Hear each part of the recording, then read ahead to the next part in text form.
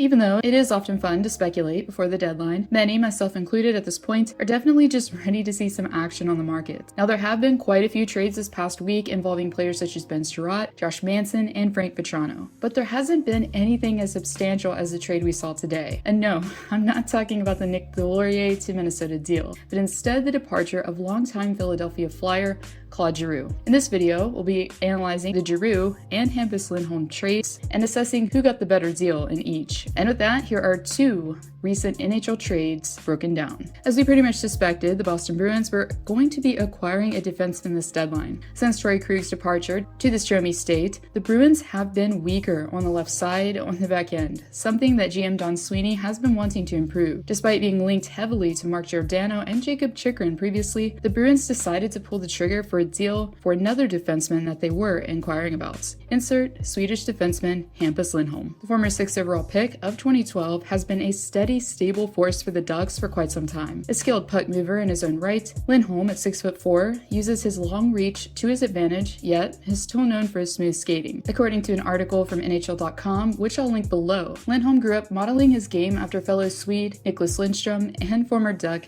Scott Niedermayer. Lindholm will probably be slotting in on the top pairing alongside Charlie McAvoy. Even though he's not close to say Cale Makar or Roman Josi in points, Lindholm has still managed to contribute offensively with 22 points in 61 games played. His cap hit is definitely manageable, which is a $2.6 million for the season. Due to the fact that he was relatively inexpensive, could be part of the reason as to why Anaheim received such a return. Boston's first round pick for this year, a second rounder for 2023 and 2024. They also received John Moore and Juraj Vakanainen. In my opinion, it seems like Anaheim has come out on top, but I guess we can't know for sure until the draft. It's pretty obvious that Boston's pick wasn't going to be very high, but even still, we'll have to wait and see. Moore and Vakanainen probably won't be roster players for the Ducks, as they have spent most of this season playing for the Bruins AHL affiliate team.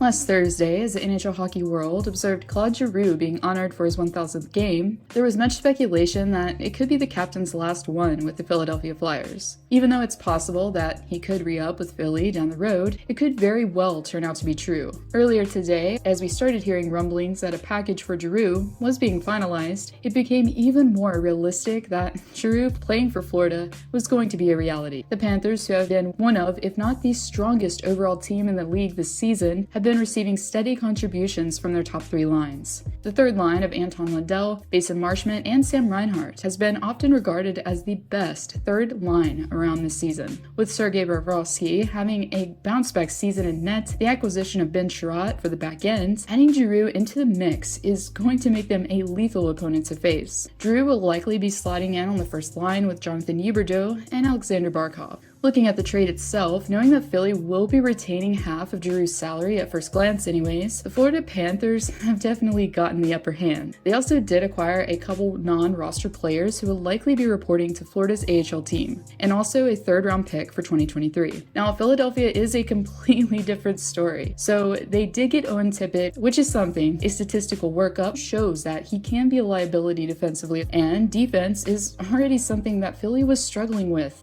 Giroux in the lineup.